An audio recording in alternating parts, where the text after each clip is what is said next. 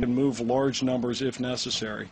And I think at this point I will punt it over because I know there's a lot of stuff going on. I've talked to state and I've talked to DOD today, but I think I'd be more comfortable letting the people who have the hands-on responsibility for that go ahead and characterize what they're trying to do. Helen. The United States is not that helpless. It could have stopped the bombardment of Lebanon. We have that much control with the Israelis. I don't think so, Helen. We have gone for collective punishment against all of Lebanon and Palestine.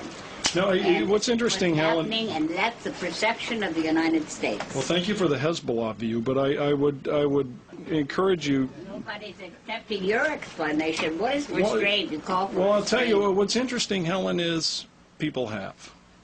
The G8 was completely united on this, and as you know, when it comes to issues of ceasefire, why?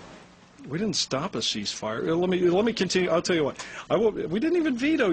Please get your facts right. What happened was that the G8 countries made a pretty clear determination that the guilty party here was Hezbollah. You cannot have a ceasefire when you've got the leader of Hezbollah going on his television saying that he perceives total war. He's declaring total war. When they are firing rockets indiscriminately, please let me finish. I know this is great entertainment, but I want to finish the answer. The point here is they're firing rockets indiscriminately into civilian areas. The Israelis are responding as they see fit. You will note the countries that disagree with the government of Israel in terms of its general approach on Palestine. Many of our European allies agree that Israel has the right to defend itself, that the government of Lebanon has the right to control all its territory, that Hezbollah is responsible, and that those who support it also bear responsibility.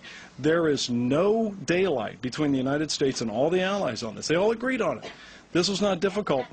Why did we veto a ceasefire? We didn't veto a ceasefire. Yes, we did. No, we didn't. There was no ceasefire. I'm sorry. A resolution? No. At the UN? No, the UN, no. You know what you've done? I see what you... What happened was that there was conversation about, quote, a ceasefire that was picked up on some of the microphone when some colorful language made its way into the airwaves yesterday. And the President was continuing a conversation he had had earlier with Prime Minister Tony Blair about staging. Would we like a ceasefire? You bet. Absolutely. We would love to see a ceasefire. But the way you stage it is that you make sure that the people who started this fight, Hezbollah, take their responsibility. There was no veto at the UN. No, there hasn't been a resolution at the UN, whatever it is. There hasn't been. I've been I was in Germany too long. There's been no resolution at the UN. No matter who's to blame. Because killing. Because it wouldn't stop the killing. What it would do is it would say to the killers, "You win." No, I don't think so. And I'm glad you raised this. You do not want to engage in a ceasefire that has the practical, when you say to the Israelis, you guys just stop firing.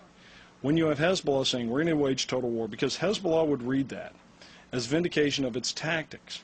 And the idea that if you get the right sort of videos on television and you get the right things going on, you can allow them to behave with impunity, even though they are weakening the sovereign government of Lebanon. They are acting independently, even though they have received... All right, this is the hectoring now. Go ahead. Tony, one of the things the President did sign on to was calling for